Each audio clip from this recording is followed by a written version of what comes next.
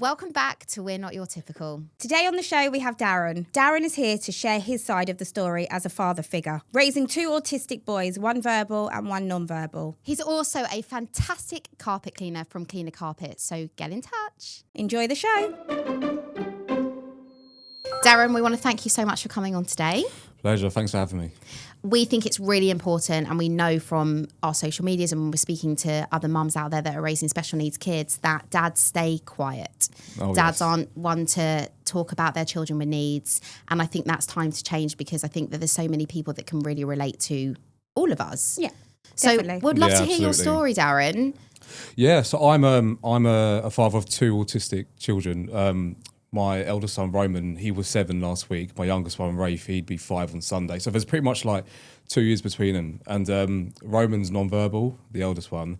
And my youngest one, Rafe, he is verbal to an extent, but like he won't talk in sentences. Like, you know, how to do an example? Like, let's say he wanted to go in my van, drive in the van. He wouldn't say, oh, Daddy, can we go in the van? Or Daddy, can we drive in the van? He'd be like, Daddy's van. Yeah. Daddy's van, please.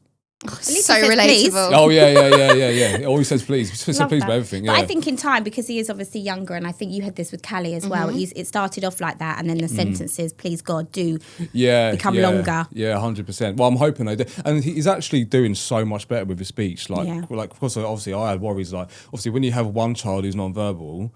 Is he completely non-verbal? Yeah, he's completely non-verbal. Does he make any noises? Oh, absolutely, yeah. He's the loudest one in our house, but there's no conversational language. So how does he tell you what he needs? A few ways. One of the main ways, he'd grab us, he'd like walk us into the kitchen, and he'd like take our arm to the cupboard, or he'd take us to the door, or he'd take us to wherever like that. On our fridge, we have pictures, like laminated pictures. So there'll be like a car, an iPad, spaghetti, all the things he likes, toast, all the 5 foods he eats in his life. What else?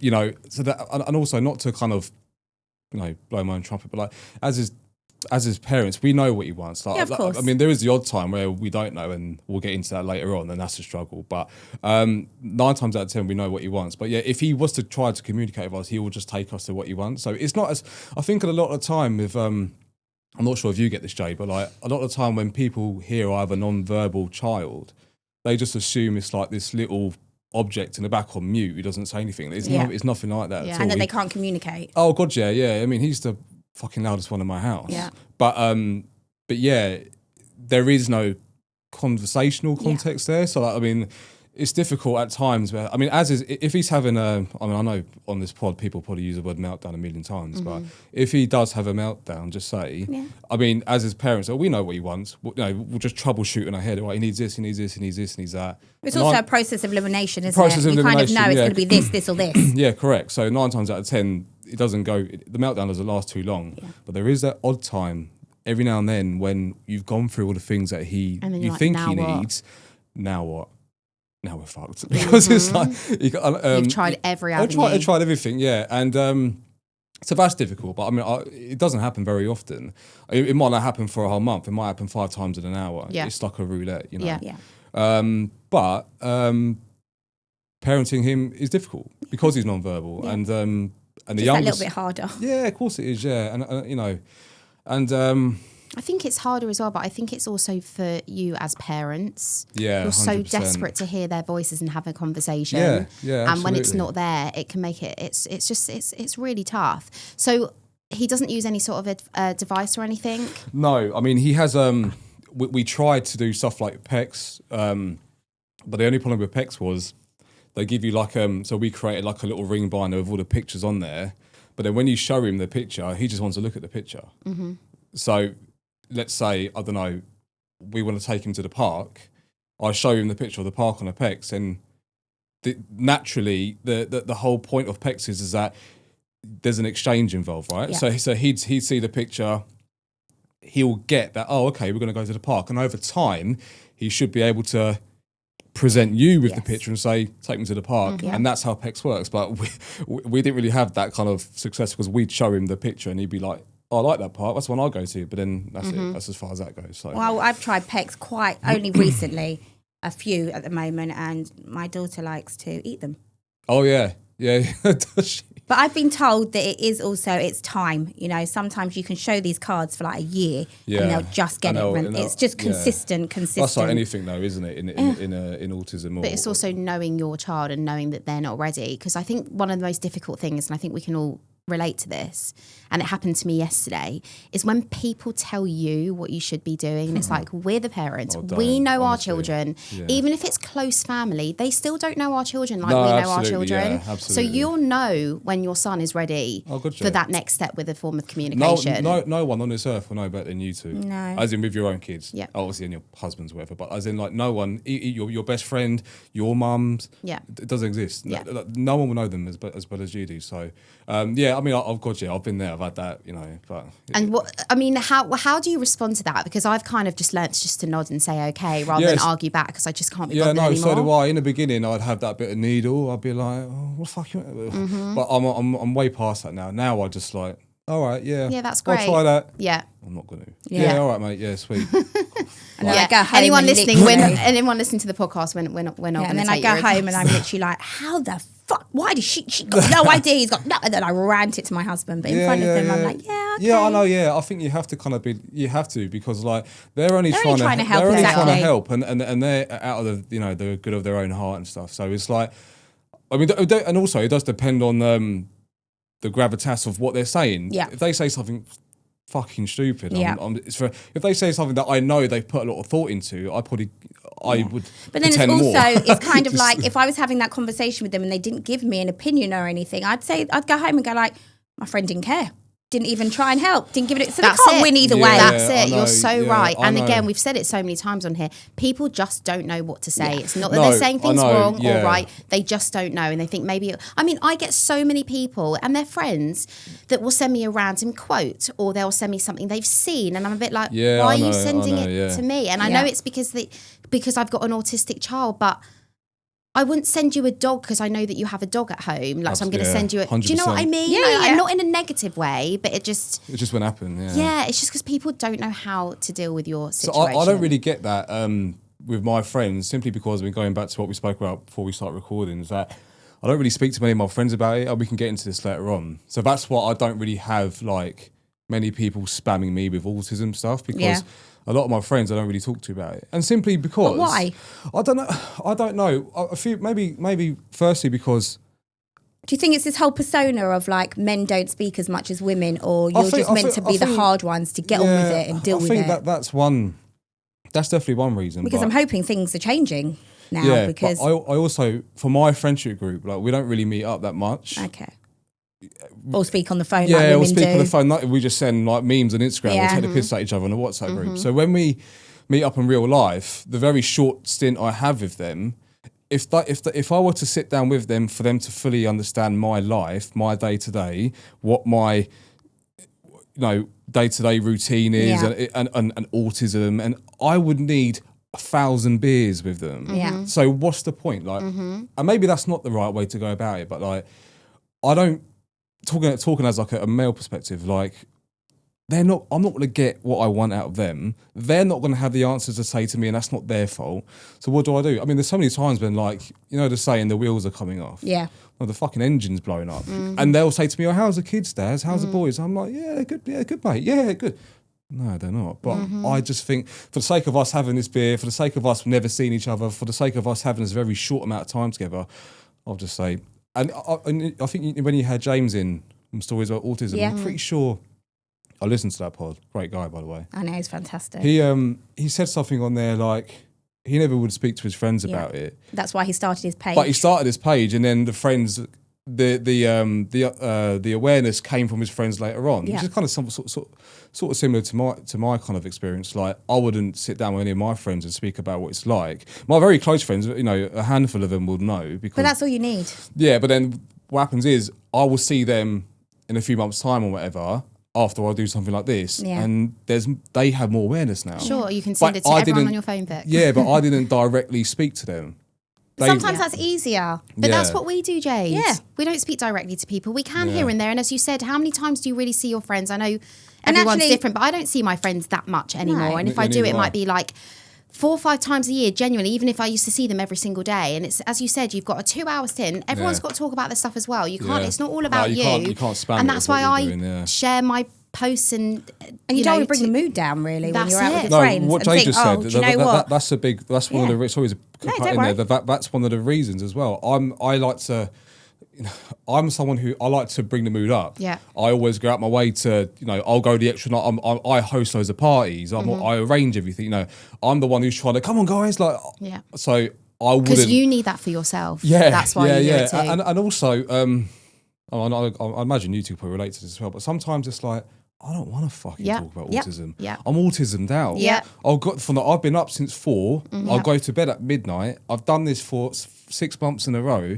When I see you, I want to take the piss out of each other. I want to talk about the days when we was at, and obviously there is a time. You just want to be out of reality. Yeah, I just need that break. Me and my missus, we always talk about this. Like, we need that, even if it's for 10 minutes, even if it's for 1 hour, even if it's for whatever it is. We need that time away to be able to recharge, regroup, to come back and go to war again. And also to be yourself, to be you. Not to be a parent or not to be not to just coexist in this world. You need to just have that time for you. 100%. Because I do, and I put up a post as well, like, I feel like over the few years, I've lost a little part of myself each day. The person that I used to be before even children, I saw your post on that, not let alone having a child with a special need or a disability. Even before that, with my other 2, I feel like over time and years of parenting, I am losing a bit of my spark, a bit of my funness, a bit of my edge. Like, and I do sometimes see myself like out with friends and not putting the mood down, but I'll just quietly sit back, maybe be on my phone or just not get engaged with the conversation. But I was going to say, because part of the conversation as well will be their typical children, which why they're so deserve to talk about, which we can't relate to. Yeah, but and even putting that aside, just sometimes I don't know, I feel like I am a little bit losing myself and the fun Jade that I used to be. Yeah, but also, that's not necessarily you. That's just the nature you're in every day. 1% could be getting chipped off. Well, that's it. And then, it is. But this isn't a you thing. This is the situation you're in. So 1%, then it's 2%. And over time, because of how stressful and because you're burnt out, because of all the shit you're going through day to day, which no one else can relate to unless, someone like Sophie or whoever's in your But then do you not find that like people will be like, oh, do you know what? Fuck her. I don't need to be sitting with a miserable cow. Because I can be like that, and it's really hard to mask it sometimes and to be that I'm fine, I'm happy, I'm great, because I'm not all the time. Yeah, because masking is very taxing. It's exhausting. I do that a lot, especially in the earlier days when I was on my like autism journey and I was kind of accepting the fact that my son was going to be non-verbal. That's what I wanted to ask you about as well. Like, who do you speak to? How did you feel when the diagnosis came through as a man, as the father figure in that? How did you deal with your emotions? I think that's really important that we ask you that. I know it's a hard question. I put you on the spot. No, but it's a good question. Who do you speak to? Because you don't speak to all your mates, as we've just said. Like, how do you kind of deal with it? Mainly, like, it was just me, my missus, and like my missus' family, to be honest. Yeah. I don't really speak to anyone else at the time because I don't know anyone else who has a non-verbal child or many autistic children. So that's obviously very tough. Yeah. I would mask it a lot in the beginning. And I didn't really speak to anyone about it for a long time. Do you think you were in denial? Yeah, absolutely. Oh God, I know I was in the beginning, because when Roman was really young, there's always that what if, he's too young yet, we never know, this is 2 years old, then he gets to 3 and you think, oh, okay. But I remember when we had him, it was very clear he was different. I mean, it was very clear he was going to be non-verbal. That particular time, I remember I was really sad. Yeah. Sad's probably the best emotion to use. Sad for me, sad for Mrs., but mostly sad for him. And I was sad for a long time, probably about a year. I was just sad and I was just mask all the time and whatever. But then after the year went by, I get no joy in saying this, but I then became really angry. Yeah. I was really angry with like the world. Took it out on everyone. I didn't take it out on everyone else. I meant like I would felt really hard done by. Yeah, poor me. Why us? Why us? And does that ever go away? Yeah, maybe it just gets easier. Yeah, I think it just gets easier. But yeah, I would I'd always compare to everyone else's situations as mine. I had a very little compassion or empathy for everyone else's problems. I'd always relate it back to my own. I'd be like, your life's hard. And I mean, listen, that's no way to behave or to live. No, but you're just being you. And you're just going through, I think, a grieving process, because I think that's what this is. Yeah, no, it was. And to be honest, I felt like that a long time. And I'd be lying if I said I still don't get little snippets of that now. I'm 7 years deep now. I'm not the person I was when I was on this journey in the beginning. But I'm a totally different person now. I'm much more patient. I'm much more empathetic. I'm much more. But there were times where I wasn't. You know, I just wasn't. This isn't the path I suppose you always thought you were going to have, having two boys. Yeah, and this is the thing. And it took me a while to let go of the things I thought I had planned, or the things I thought I was going to do, because I didn't really have a good relationship with my dad. Like there wasn't really a relationship. He was like more of a provider, which is fine, which I'm really grateful for. You know, and he had it hard growing up in the 90s. He had 3 sons, he had 3 stepkids, and life was tough and whatever. And but yeah, I never really had like much of a relationship with him. But I was always like, one day I might have my own son, and I'll do all the things with him that I didn't do with my dad. And it was quite tough. It was a bit tough to, like, I'll be forever present. I've always talked to him, emphasising talking. I would, if he was happy, if he was sad, if he was angry, if he was upset, I'd always be there. We'd talk it out, and we'd be like best friends and all that stuff. And then that was tough to take when it's like, well, my son's non-verbal, so I didn't have that with my dad, and it looks like I'm probably not going to have that talking. But you are there for your son. Oh yeah. So you know that, even though we don't talk like that, he loves me and I love him, and we're so close, unbelievably close. So but I didn't really, to be honest, one day I just woke up and just thought, fuck this, I'm just going to own it. And then I felt this really weird, like relief, this kind of weight that kind of was lifted off my shoulders. I held for so long. I never used to speak about it. I never used to post anything. Look where you are now. Not even on my personal Instagram. I don't really post much on there anyway anymore now. But like, I never used to say anything. I would have people I went to school with years ago who'd be like, "Oh, I heard you got a non-verbal son. My nephew's non-verbal, whatever." But because I started talking about it, like, it opened up a whole world of other people. And then I kind of got in this momentum where it was like, I never look back now. Like that kind of, sometimes I look at pictures of me when I was holding my son really young. I mean, my missus always laugh about it. And I look at those pictures of me on my phone, and I'm like, a few things here. Firstly, you have no fucking idea what you're in for. How do you know what I mean? How naive is that person in the picture? And also, I look at pictures of me at that time, I was like, you were kind of living in denial. And sometimes I feel quite sad. I went through a stage where I found it really tough to look at pictures of my son when he was young. Yeah. Because I was like... You say that. Like, I don't know if I have an iPhone, and sometimes they bring up this, like, the memories or this memory month. Memory month, yeah. They do like a little montage, and it's just me, and I'm just looking at it, and I'm just like, that was a whole different life. That was a whole different time. And I look at those videos, and sometimes I find it really tough. I'm just like, I can't fucking watch that. I just think we never imagined... you hear about other people having a child that's, got special needs, and you never think it's going to be you, ever. And it's not in your plan. I still question why, and I know why. I don't know why. I love my children. I wouldn't change them. But why have we been given such a challenging straw? Such a challenging life. There's never one day ever that's easy. And again, we can show it all over social media. I mean, I did a day in the life yesterday. It looked great. It was so challenging. The morning was awful. Every place we went to, there were so many challenging moments to it. And it's just, I do question still, and I'm 6 years in now, why? Why is it not getting easier? Why is one child getting worse with their behaviour? Like the questions, the looks, the stares, the comments. It's just I'm still in the why stage. I accept, I'm proud, and I celebrate. And I think that's where you are. You're starting to celebrate your children. Yeah, absolutely. Yeah, and I've been there, by the way. I could tell you so many stories about where I've been in situations where people have been staring, and I've like. I bet you're like, what the hell are you looking at? Yeah, I've done all that. I've been there. Honestly, I'm there. I'm like that. But now it doesn't faze me anymore. Like now I'll see someone staring at me, and I just smile. Yeah, I just think, a lot of the time it will depend on what we're doing. Yeah. But do you know what I mean? Like 9 times out of 10, it never bothers me. There might be the one time where I could lose it. My missus would be like, calm down. Yeah. Yeah. Just like, It's not worth it. And the thing is, it's like, one thing I do now is by the way, we very rarely eat out. Me and my missus have gone out for dinner with the kids probably once in 3 years. Really? Because the last time we did it, we went to like Pizza Express. This is a long time ago. And we like the place is quiet. There's loads of people in there. The kids got the iPads on because that's their way of eating and regulating and stuff.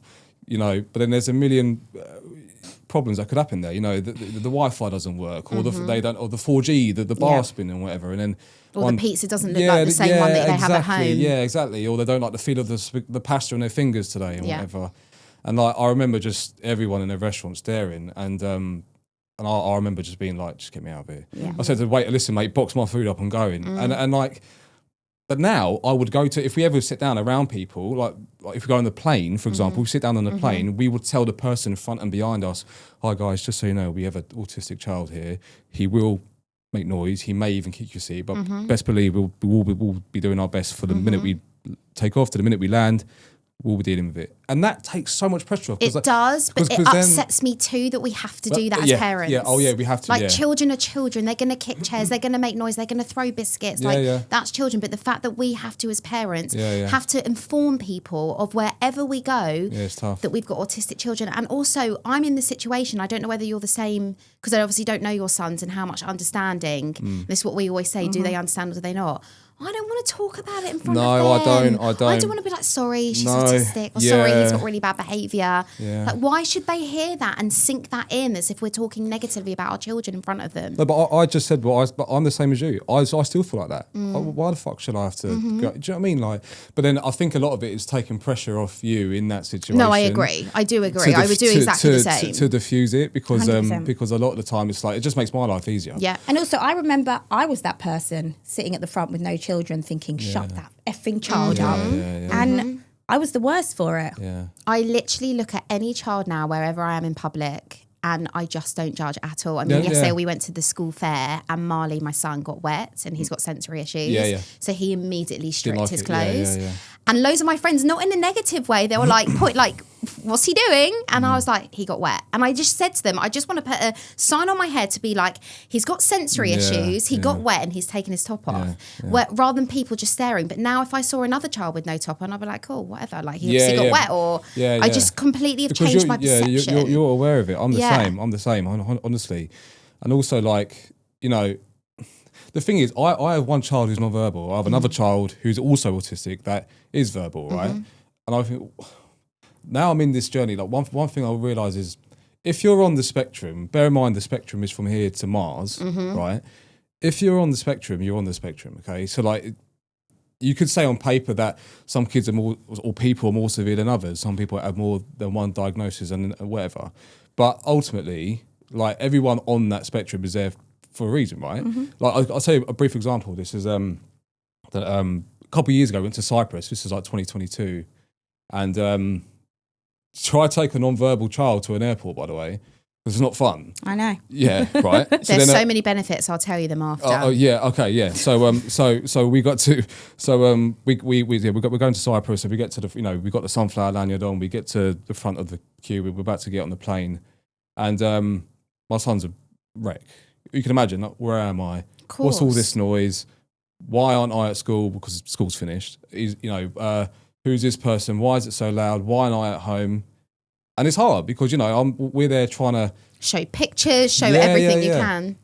And then in front of me, there's another child with a sunflower lanyard on, and totally verbal, having a full-blown conversation with his dad. When we get on the plane, how long is it till Cyprus? Can you sit next to me? And there's that part of me, it's like, why the fuck has he got a sunflower lanyard on? I'll get to this point in a minute, right? You'll see why this relates back to what I said about the spectrum in a minute. Anyway, but yeah, that was that support. Anyway, get on the plane. 1 week later, I'm in a water park in Cyprus. See the same kid there in a water park, right? My son is having both my kids having the time of their lives. They're in the pool. They love swimming. Swimming's like their thing, right? Yeah. Who's swimming? Yeah, they're swimming. Children. Yeah, exactly right. Swimming, having the best time of their life. They're like unbelievably happy. You know, I'm like, we're all like having a few drinks, like enjoying ourselves and that. See the same kid there at the water park having a double meltdown, right? It's too sunny, doesn't like the sun cream, wants to go in the water, but doesn't want the goggles on, screaming, crying, thrashing. And if you was to walk past in that situation, you think, well, he's more severe than that one, my son. You've so hit the nail on the head. But see what I'm saying? But a week ago in the airport, you'd walk past my son and think, oh, he's a lot more severe. Or he's easy, just or sits he's there. Easy. Yeah, I know yeah. he was like, sitting on the plane. Obviously, he can't talk much. He can't ask a million questions. Yeah. Every scenario is so different, and every individual is so different. And that's why it's important to, emphasise that not even kids, but anyone on the spectrum deserves an equal amount of compassion, right? Yeah. Because you don't take away the words more severe, less severe. If you're on there, you're on there. I mean, Well, I've always said with non-verbal kids comes challenges, but then with verbal children comes challenges. Absolutely, yeah, absolutely. My younger son, he is verbal. There's days where he is so much more intense than the other one, and it's like, have I got one child who can't talk and he's a lot calmer than the one who can, but they present their own problems. So, would you say, apart from being non-verbal and verbal, would you say that your children are very alike or very different as individuals? Oh, they're different. They're completely different. Oh, they're so different. Yeah. Here's an example of that, right? To regulate, they both need different things. So the one, Roman, who's non-verbal, the way he regulates is, everyone fuck off and leave me alone. Give me my iPad, give me my blanket, and let me just relax here in peace. That's my way of coming back down to earth. Yeah. The youngest one is the opposite. We need to wrestle. I need to throw him. I need to swing him. I need to tickle him. I need to play fight with him. That's his way of coming back down to earth. So they're both autistic, but they, just to mirror back to what you two have been saying in your last pod, it's like every child's different. What might work for my kids to regulate them won't work for you or will work for you. Because I used to get that a lot as well. Oh, have you tried this? Have you tried that? And going back to when people are trying to help.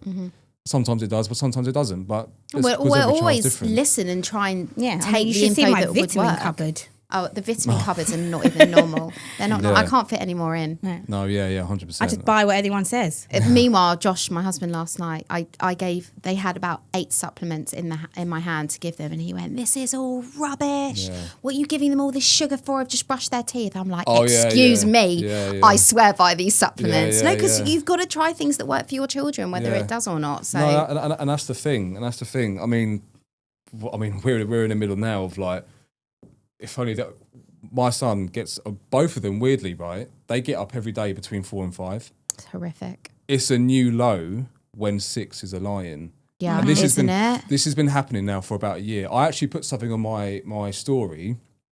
This is about last year, and I was speaking to the camera, and I don't really talk about my kids on my business page, but it's common knowledge that I speak about autism every now and then. Oh, good for you. And then because I'm trying to, and then I had a load of comments. I had about 100 people in my DMs that said, try melatonin. So the only thing with melatonin is we can't have it because they won't eat it. Yeah. Okay. Because in this country, you don't get the liquid form, right? So you can, but I think it's really it's very difficult to get, but you can get it. Right, unless it's it's medically private and all that. Yeah, exactly. Yeah. So anyway, they get up at 4, or sometimes even earlier. Like for example, what day is it today? Monday, Thursday, Friday last week. The youngest one gets up at 2. He comes into our room, right? He doesn't fall asleep again till 3:30. So me and my missus eventually go back to bed at 3:30. The other one upstairs, the oldest one, gets up at 4. Horrendous. So then I go up with him, and I'm up with him since 4, and he won't go back to sleep. Mm-hmm. Oh my gosh. So then we've both been awake since 2:30. My first job at work isn't till 9:30. It is not normal to be awake for 7 hours before you start your work. It's just mental. I say to him, like, it's not even 9 o'clock and I feel like I've done a day's work already. Yeah. And when I was on Russell, shout out to Russell from Talking Tradesman, when I was on his podcast, we spoke about something like, I don't know if you two were kids, you used to play like a Street Fighter and these little games on like the PlayStation, whatever, right? But there's like a health bar, like a green bar. Yes, on the Nintendo. Right. And then every time you get hit, a little bit of the bar goes down, and it goes down and goes down and goes down. It's like some days I feel like I get to work and my customer says, "Hi, Darren, you right? Yeah, you." My bar's already like, I've got this much left. And I'm like, then obviously like going back to masking, I have to just put this cleaner carpets mask on and just get through it. And your job's physical as well. Yeah, massively. And you've had no sleep, you've got no energy, and then you've got a physical job all day long. Hats off to you. It's tough. It's tough, and the only way I get through it is just coffee and determination, I suppose. I wish I liked coffee. How do your boys get on? Do they have a relationship? No. They very rarely will they interact. Yeah. Do you know when they do? Weirdly, in the pool in our garden, we've got a massive pool in our garden. Oh, can we come over? Yeah. That Callie will literally live at your house. Yeah. Well, yeah. Speaking of that, I mean, we'll go back to the pool in a second, but like in Rafe, my youngest boy, in his room, he's got like a mini, for exercise, you can jump on a little trampoline, but as long as you hold on to it, he's got one of them. He's got one of like the little spinning chairs. Roman upstairs in his room, his thing is to regulate. He likes to drop things in like a bowl, so he'd drop rice, he'd drop lentils. Callie loves doing that, but with animals. Figurines. He puts them in. It's a cause and effect. Yeah. I think he likes the look of like with the way it lands or whatever. But that's really important to him. So when we go on holiday, like it's so like dysfunctional. In our suitcase, we've got like bowls of rice and bags of like lentils. And the customs like, what are you smuggling in, mate? I'm like, no, rice. Yeah, have you heard of autism? By the way, like So, but going back to them two, they do interact in the pool because they like to see each other in there. Like the youngest one would jump in, and the oldest one would like the look of the way the water lands, and they like to be around each other. But on the most part, in the house, they're not really like brotherly like that. Yeah. They and also now they clash a lot because they're into the same thing. Toy Story is massive in my house. Mm-hmm. Like us three may like Toy Story. Mm-hmm. Everyone does. Yeah. But for them, it's their life. It's different. It's like their obsession. Their obsession, yeah. And because they're both into it, they lock horns sometimes. So you need to buy two of everything. Yeah, two of everything. Yeah. for the amount of time they like it. Honestly, I can't. I don't even know how many Woodies and Buzzers I have in my house. There's so many, and they're not cheap either. But no, they're not. But Vinted is the way. Marketplace. But whenever Callie has a special interest, I go straight onto those because the special interest they change, 100%, right? So 100%. Yeah. I want to talk to you about something else also and bring up, I think, which is really important as well, that maybe a few husbands or fathers, even parents, mothers would like to know. What's your relationship like with your wife? Since having your children. Yeah, I'm unbelievably strong. Yeah. And I'll tell you why, because it's weirdly, we were joking about this the other day. Our relationship is immensely strong, but it could have gone the complete opposite way. Yeah. It could have been a car crash a long time ago. Yeah. But the only reason I can only think of, I know the reason why it's so strong is because from 4 a.m. to midnight, it is carnage. Well, not midnight, because they go to bed at 8, whatever. But like, for the minute we get up, like it's non-stop. Right? We'll quickly get into the day-to-day and stuff in a minute. But like, when it's all said and done and the kids are in bed and we finally get like a few hours to ourselves, we look at each other like, oh, this is the fun part. This is the nice part because it's me and you now. Because then they see, by the time my kids have gone to sleep, I'm like, I haven't got the headspace, the time, the capacity to even think about. No, we are similar like that. But what I mean is like, if I didn't have her or she didn't have me, like it will be unbelievably different. Yeah. It's really unbelievably. Has it always been like that, or did you have your challenges at the beginning? Oh no! When they were diagnosed? No. Even to this day, we have challenges. We have moments, and without us even meaning to, sometimes by accident, it becomes competition. Who got up first? Oh yeah. Who did this first? Yeah. Yep. Who's made the kids' breakfast day? Well, I've done the kids' lunch boxes. Well, I'm the one who dropped him for school. Well, I'm the one who's done the EHCP forms. Well, I'm the one who's done the. Well, she does all of it. So, but. And the problem is none of us actually mean it, but by accident it becomes like a competition. So I'm not going to sit here and say, "Oh yeah." I don't think it is by accident with me. I think I generally mean it when I say I've done this, or you've done this. And I think obviously it's not by accident that we're saying it, but I think we are so knackered and we are so drained that actually, if I've done that 1% more than you, it's your turn. Yeah. Mine's not that. I went to, the kids were up by 6 o'clock this morning, so I went for a walk. I was like, you know what? I need to start Monday and have 40 minutes to myself. And I went for a walk, and I used to walk every day and I haven't, so I thought I'm doing it. Oh, good for you. Thank you. And I came back at 10 to 7. Was it 10 to 7? No, 10 to, whatever time it was. And not one bed was I knew you made. were going to say this. The kids weren't dressed. Oh, best believe I've been The there. fridge As in, freezer- I'm your husband in this Yeah. situation. Yeah, the fridge was open. Yeah. All the rice puddings were on the floor. There was yogurt on the floor. Callie had made her own cereal. There was milk all over the floor. Yeah. Josh was in the shower. Of course, he has to get ready for work as well. He's come out the shower, and there's me straight away. Not morning, babes. Are you okay? You've walked into what that. Yeah. the hell have you done in 45 minutes? No. I've done it, and I was like, I can't see. And then that's it. That's the day. Bye. Yeah. So we've walked out and we're in an argument. Oh, yeah, and yeah, I yeah. wish it wasn't like that. And I know he wishes it wasn't like that. But there's that's where there needs to be communication and teamwork. It's the environment you're in, though, isn't it? Yeah. If you can't stand the heat, get out of the kitchen. It's like that, isn't it? It's just, but we need to be stronger than ever because You we've need to be got such a one. huge hand that we've been dealt that we actually need each other to support each other. so important, honestly. Yeah. So important because if you and your husbands, aren't a team, you're effed. Yeah, but we're Yeah. quite You are. fiery characters, aren't Yes, we? You we and I? are. And I think I we think our could husbands let. are too, though. Yeah, but I think we could let a lot go, and we don't. Yeah. Because it's about getting that one up that's more important to Yeah. us. I love Which how is honest wrong. you are. I know, but it's wrong because we should just let shit like that go because in the grand scheme of things, we've got a lot Like more they will going still on. say, Phil's just a bit of rice put on the floor, like it's not a big deal. I mean, but my when you're in house the just needed moment, to be hoovered again, but you know what? for the 8th time that day, Yeah, it's like, what the rice Yeah. in his room must be everywhere. Yeah, it is. Honestly. I couldn't cope with that. Is it? No, it's everywhere. Yeah, It's everywhere. yeah. Have you ever stood on rice barefoot? No, Can't say I why have. would we? Go home and do it. Have a go. See if you it like hurt? it. Doesn't hurt, but it's not nice. Does it get stuck in the toes? But you know what, right? Ellie sent me this podcast the other day. I think it's like I'll find it and I'll send it to you both. Right? It's I think it's a drummer for McFly, his wife. Yeah. I think it's called Let's Talk Neurodivergent or something. I don't know what the podcast is, but I listened to it and she had like a therapist woman on there, and they came up with something called a fuck it bucket. Have you heard of this? No, go on. So I use my house as an example, okay, and then you two could I've obviously. got swearing, Joel. Have you really? Yeah, used to.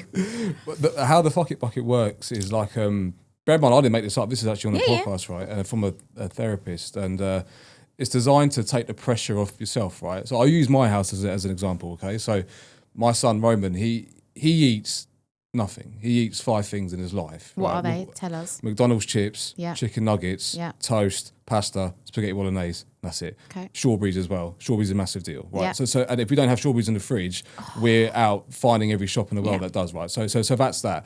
Hence why holidays and going away is difficult and challenging because places that we went, in Abu Dhabi, we went there for Christmas and they ran out of strawberries. And anyway, long story, but it's not easy. But this fuck it bucket thing is designed to take the pressure off. So in our house, he likes toast with peanut butter and jam. That's his thing.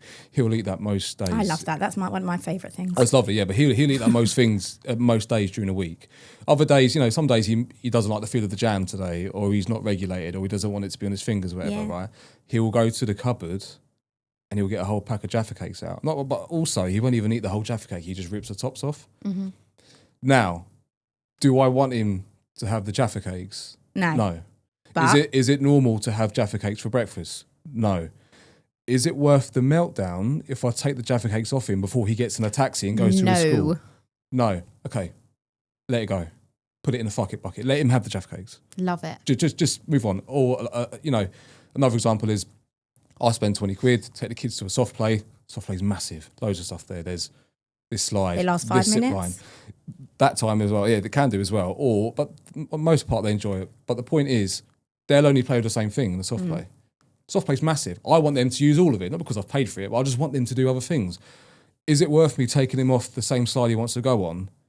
No. Put it in just let go of it. Because no one in 5 years' time is going to tap me in my back and be like, "Oi, Dad, you remember that time when you took the Jaffa cakes off him 5 years ago in 2025? Remember that time? Oh, well done, mate." No one cares. So take the pressure off yourself in them situations. And I'm not saying, to abuse it.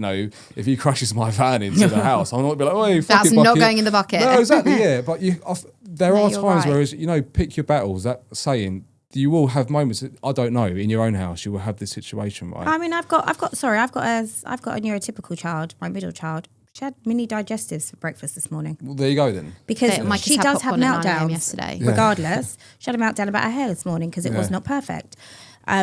But you know what? Some things you just have to let go. Yeah. For yourself mainly. Do you know what I mean? Because you can't. You're right. Hold Otherwise, it you all just day. live on. And in the grand stress and scheme edge. of things, it's the smallest thing, really. Yeah. I mean, there's a lot 100%. more to worry about than that. Yeah. Yeah, for I sure. actually was on TikTok yesterday, as you do, and As you do. I think it was either this morning or ITV, one of those like TV shows, and there was a doctor on there saying that the world is becoming more neurodivergent than it is neurotypical. And it was really a controversial conversation because they were saying because most people are self-diagnosing themselves. Yeah. So everyone's saying, oh yeah, I've got ADHD, oh yeah, I've got autism, that's why I struggled at school and it must be because I've got a bit autism. of autism. And it really, it was a really controversial I think the conversation. world is becoming more like it, but I don't think it's becoming more accepting yet. But do you believe in self-diagnosis? Hell no. I feel like That was a big statement to say, yes, sorry. But when you see our children that were all so, like, they had so many flags from such a young age, and then there's people that at like 45 being like, yeah, I think I've got autism. Like, how does that make you feel as a parent? I'll be honest. I've had moments where I'm like, that's if, mate. Like, come on. But then we don't know how they've been for the last 40 years. They might have tried, they might have masked it for so long. It's kind of, if you know how I feel about this. If you asked me this 5-6 years ago, I wouldn't have liked it. I wouldn't have liked your question. I wouldn't have liked the fact people were doing that. But fast forward to now, I feel like without trying to sit on the fence, but it's hard to invalidate someone's of course. right? And do you know what, your plain example has already massively resonated with me when I hear these things. Like, you saw that kid who was an angel, who was speaking fluently to his dad, and then you saw him at the splash park. So I think that's such a good example for people to really get in their head. Yeah, 100%. And also, I don't want people to listen to this podcast or listen to my episode and listen to me and think, well, that bloke thinks his life's harder than mine. So I won't, I don't believe in that. I'm being serious. I get it. I understand. Like that kid in the pool, or, there'll be other kids out there who are perfectly verbal and, do everything that you would think on paper is neurotypical, but then they're not. So I've learned that, I didn't always feel that way. Going back to what I said when we start recording, I used to always relate people's problems to mine. I'll be at school, I'll be able to, one of my customers at work will be, oh, my son's upset because, they're taking a mick out of his football team who lost in the playground. His friends were taking a mick out of him. And I'm just like, yeah, my son doesn't have any friends because he's non-verbal in a mainstream school and it's costing me money. That's what I wanted to talk about. So. He's in mainstream school. Oh, no, he's not. At the time he was. Yeah. Okay. Yeah. No, he goes to a special needs school, which are amazing, in Bourne End, which is like near a place, High Wycombe. I'm not sure if you've heard of it. But he's been there for 2 years and it's been an absolute game changer. As soon as we went to that school to look at it, we got in the car and Eddie said to me, that's where he's going. Yeah. And it took us a long time to get there, which is, I wouldn't even have time on your pod to talk to you about that. But both your kids there? The eldest one is. The youngest one is still in mainstream, but he's not a mainstream child. And we had his EHCP back to confirm it. Okay. So we're looking for a school for him, which is so challenging because, on paper he's a MLD child, right? Because Roman's severe, there's a severe school, that's where he belongs. Let's fight for that. Rafe won't be there. But Rafe isn't as severe as Roman on paper, right? So it's harder. It's harder because all the schools are like, oh, he's too advanced for our school, can't meet his needs. But then the mainstream can't. Then the other schools are like... Yeah, we've had this conversation. It's kind of like, where does that middle child, where does that one go? And you know what? The send-betweener, as Lisa said. And that's not even a problem for, my son. That's for... I also think that's a problem for a lot of mainstream neurotypical kids who are a bit different. You know what I mean? There's going to be millions of kids out there, and also with a lot of parents who aren't on this journey yet, who kids are going to suffer. Yeah. And I think, I'm not trying to be the number one send dad in the world. I'm definitely not. I'm just a bloke like your husband's. But one thing I am trying to do is raise awareness for other families or parents who are not on this journey yet or are going to be on this journey. Or are behind you in this journey. Or behind me, yeah. And because that's where I once was. And when Roman was in mainstream school, God, it was horrendous. Yeah. Because even though you think, oh, I've got my break now, who's at school, you're still in the autism world because I'm getting phone calls from the school saying he's whacking his head, he's stressed, And in them situations, right? Nobody wins. I don't win because my day's wrecked, because I'm upset and I carry a lot of his stress throughout my day. He doesn't win because that was the obvious. He's in a setting that doesn't belong for him. Teachers don't win because I don't want to make it about careers and money and stuff, but they don't get paid enough to look after a child who's not potty trained and is non-verbal and is in a mainstream setting with other kids who, you know, he had his own section in the classroom at one point. It's like, and the kids don't win because nobody wins. So that was a really strenuous time trying to get him to his mainstream school. His SEND school, and it's been a game changer since he's been in there. I think at the end of the day, it's about the child. Absolutely, it's about getting them in the right setting where they can thrive the most, be the happiest that they can be, and it's not about us. No, it really isn't. No, it's not. And I really, truly believe that. Listen, I would love my child to talk. I would love my child to go to a mainstream school. I would love the world to accept her more, or But at the end of the day, it is what it is. But would you say your boys overall are happy boys? Yes. Yes. And that's all that we always think about. They have moments. Of course they do. Yeah, of course. They have a lot of moments. Yeah, but we have moments. But overall they're happy. They're happy kids in their worlds. They are happy kids, and but a lot of the time, which is nice because it will be so upsetting and exhausting if you're going through this war from whatever time you're waking up to whatever time you're going to bed, and they're still unhappy. So it's nice that we put the work in, and then they're happy because we put of a lot of work in, and we do it because we love our children so much, and we wouldn't have it any other way. 100%. And I heard something the other day, like, this is nothing to even do with autism, but it's like, I think it was Joe Wicks. He was like, it's very easy to be a shit parent. Mm-hmm. It's very difficult to be a good one. Yeah. It's very difficult to again, this is nothing to do with autism, and that's how I feel, because if I really wanted to, I could just let him. I mean, my missus could just let him, let the house get burnt down and let all that. But we put the effort in, and we're exhausted to help him through his day. Yeah. I mean, he's the one who's suffering the most. I say he. I'm just talking about Roman here because he's the non-verbal one, but it's difficult for both of them. Like, of course. For example, like I walk in the studio, James over there comes up to me, says, "Do you want a coffee?" I say, "Yeah." Within 2 minutes, I've got a coffee, man. Yeah.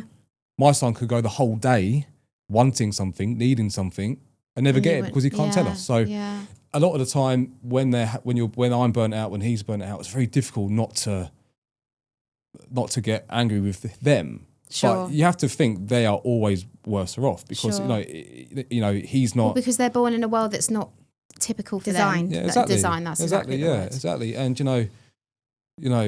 a lot of time you hear people say, wouldn't you, like, "Oh, he's in his own world." Well, he's not. He's in our world. He's in our world, living it his way. Yeah, exactly. So it's hard, but you just have to do your best, man. Well, it sounds like yourself and your wife are doing a very, very good job with your children. Thank you. That's really kind of you. But yeah, as you both know, it's tough. Yeah. It is. But if you've got one thing to say to the dads out there that are raising SEND children, what would you say? That's a good question. I always love putting people on the spot, don't I? Beautiful.